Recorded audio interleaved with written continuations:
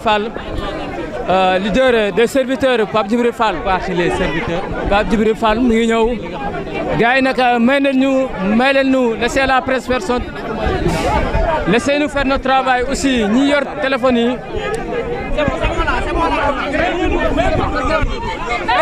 S'il vous plaît, s'il vous plaît. Voilà, ñoo ko gisandoo honorable la ñu teewlu Pape Djibril Fall les serviteurs mu daal di yëkkati ay kàddu. honorable ñu ngi lay nuyu di la ziar.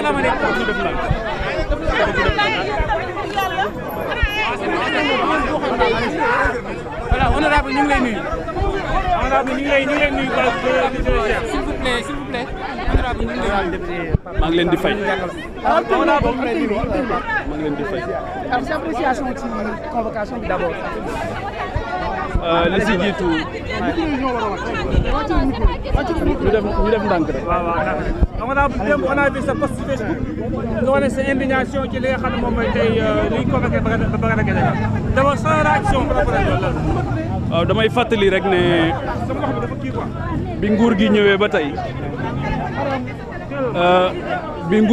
tey yéen li ngeen ñëw cybercriminalité léegi mu bari ñu wàcce micro ñu def ndànk. bi nguur gi ñëwee ba tey li ñu ñëw cybercriminalité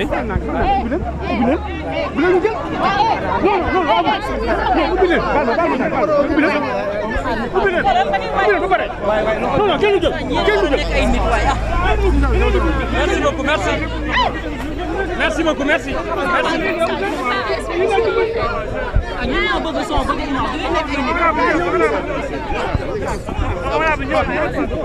su ma yéegee est-ce que dina baax dama taxaw nii rek.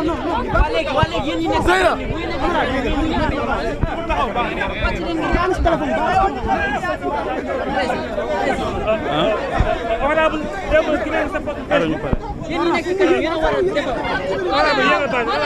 honorable yéen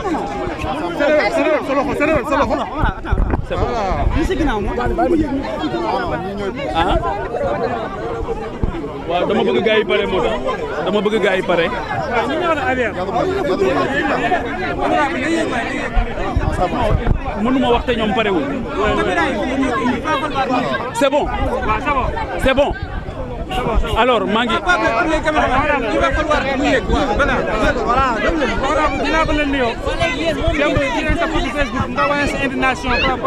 waaw ñu gaaw ñu wàcc micro yi tuuti rek. ñu wàcc micro yi tuuti. alors maa ngi leen di nuyu. di leen féliciter ci mobilisation maa ngi leen di nuyu. de la presse. di nuyu sénégalais yi ñuy seetaan yëpp ci biir réew mi ak ci bitim réew. balaa may agsi fii li ma jot ci appel ak message ci biir réew mi ak ci bitim réew xaw ma ni mu toll. day wane ne nit ñi li xew jamono bi ci Sénégal kenn xamut lan la te sof na leen. Ousmane Sonko ak Diomaye Faye dañu trahir les aspirations du peuple sénégalais. Ousmane Sonko ak Diomaye Faye ak l'équipe gouvernementale bii ñu am mooy bi gën a cuune depuis 1960. cuune googu ak ñàkk a atteindre les objectifs économiques moo tax ñu daw di créer ay problèmes politiques loo xamante ni foo xamante ni nekku fa. tey gis ngeen li gën a doy waar mooy le premier ministre du Sénégal est tristement le VRP des entreprises chinoises et allemandes tristement suy wax ci Mercedes da nga naan xanaa moo ko moom suy wax ci entreprise chinoise da nga naan xanaa moom moo ko moom donc ñàkk a atteindre googu ñu atteindre les objectifs économiques ak trahir bi ñu trahir les aspirations et les préoccupations du peuple moo tax léegi ñuy trouver ay boucs émissaires donc loolu moo waral tey jii la présence de Badara Gadiaga fii nga xamante ni moom mooy cybersécurité wala cybercriminalité présence am fii ni ma ko waxee démb amul pertinence amul sens amul benn xorom ci li nga xamante ni moom moo ko fi indi tey te sénégalais yi nga xamante ni yëpp dëgg moo leen ñor justice moo leen ñor xam nañ ne Badara Gadiaga defu fi dara tey beneen bi nag mooy ni ma koy waxee tout le temps di nettali waxu sëñ Fallou Mbacké daf doon wax ne nit ñi ku xajoowul seen banga matoo leen yilif matoo leen kilifa malheureusement Sénégal tey ñi ko jiite matuñu kilifa malheureusement matuñu kilifa matuñu ko ci benn côté buñ ko matoon ci benn côté heure bi du ngeen nekk fii di war a jël ñun pour ñu réagir ci li nga xamante ni moom moo xew fii tey te bu leen fàtte ne ci élection législative yi Ousmane Sonko dafa taxawoon daal ne ministre de la justice indépendant woo dëgg la wala dëgg moo ko wax daal ne ko su ma la nee jàppal diw da nga ko war a jàpp ku ñu jàpp ci Sénégal moom moo la jàppalu ku ñëw wuy cybersécurité moom moo la jàppalu moom ak ñi nga xamante ni ñoom la àndi liggéeyam donc loolu mooy malheureusement la situation dans laquelle on se trouve aujourd'hui waaye nag dama koy wax mu dalal xelam bu baax ni ñu doon noggatoo Bougane Gueye Dany fële ca Bakel yóbbu ko Tamba ne dañ koy nëbb jant bi ñu dem taxaw yëkkati suñ kaddu ba ñu bàyyi ko xam ne ci ay tappale lañ ne tappale yooyu moo téye Abdou Nguer ci kaso bi sa xarit Abdou Nguer xaw ma ndax seeti nga ko déet deful dara ci kaso bi ay tappale rek moo tax ñu téye ko ci kaso bi ay tappale moo tax Bachir Fofana nekk ci kaso bi ay tappale moo tax Moustapha Diakhaté nekk ci kaso bi ay tappale moo tax Assane Diouf nekk ci kaso bi ñi war a dem ci kaso bi dëgg demuñu ci kaso bi malheureusement les gens qui ont profité d'une loi d'amnistie pour tey ji nekk fii di tabambalu loi boo xamante ni bu guddee ñu ne bëgg nañ ko bu bëccëgee ñu ne bëgguñu ko ñooñu ñoo nekk di trembler di taxawaalu gauche à droite donc ñi war a dem ci kaso bi demuñu ci kaso bi ñi war a wuy ji wuñ waaye ils vont prendre d'honnêtes citoyens mais ñiy raser les murs kay gis ngeen leen yow pour nga am leen ci sa plateau lu ne ngay daj fi mu ne du ngeen leen invité ba sonn te duñ ñëw konti invité leen ministres yi gis naa ngeen invité ñëpp ana ministres yi ana DG yi anañu bu dee président sax mooy def interview bi du am relance benn question ngay def boo bëggee relance ñu ne la attention bul dugg foofu loolu ngeen foog ne démocratie la ils ne sont pas démocrates c'est des totalitaristes te wane woon nañ ko depuis ñu nekk dans l'opposition ñun ñi ñëpp nga xamante ni depuis 2022 am nañu une position contraire à leur desiderata gis ngeen song bi ñu la song kan moo fi génne 72 heures ñan ñoo fi génne 72 heures mais lii du ngeen leen ko wax 72 heures mooy lépp lu ma la xamal ci lu bon dinaa ko wuññi su ma ko xamul ma sos ko du ngeen leen ko wax on a inauguré une nouvelle ère avec des gens très mal appris très pas civilisés du tout et malheureusement j'interpelle les forces de défense et de sécurité j'interpelle les magistrats maa ngi leen di wax ne leen gis ngeen ko keroog bi mu demee Cambérène xale bi ñu fa boom dafa ñëw jeter en pâture les forces de défense et de sécurité comme ni ñu jeté woon en pâture les forces de défense et de sécurité bi mu nekkee dans l'opposition la magistrature maa ngi leen di wax ne leen UMS fi mu taxaw noonu ne du ñu recevoir le premier ministre bu ñu ko recevoir moom mooy kan ba war a demander à rencontrer le conseil supérieur l'union des magistrats du Sénégal il se prend pour qui lui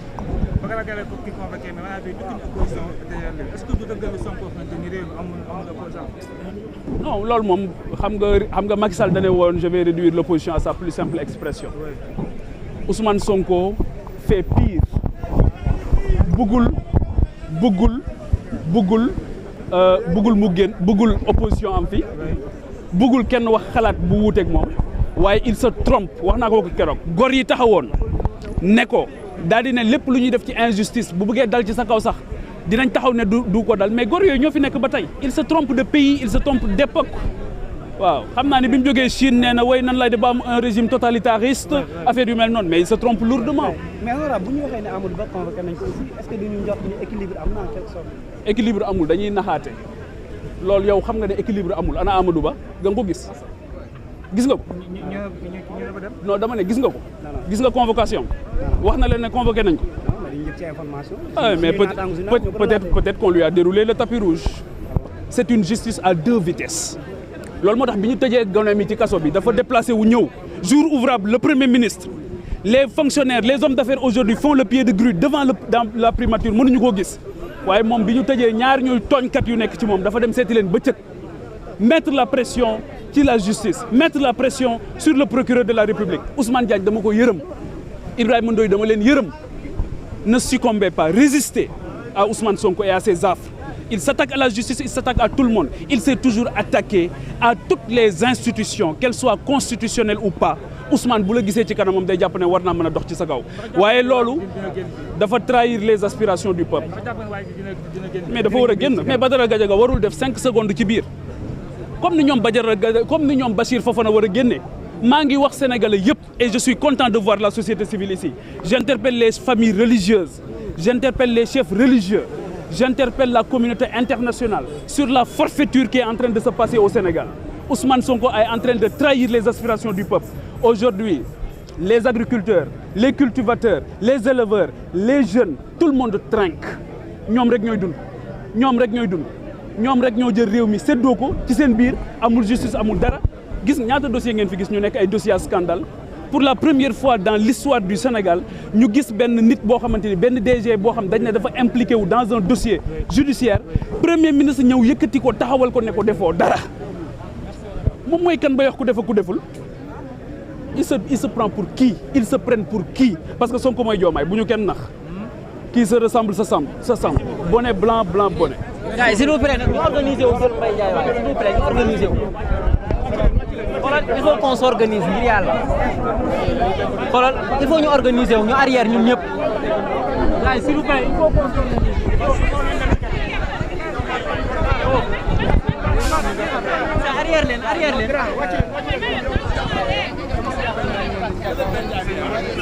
dañu arrière dañuy defar xaaral dañuy defar waaw.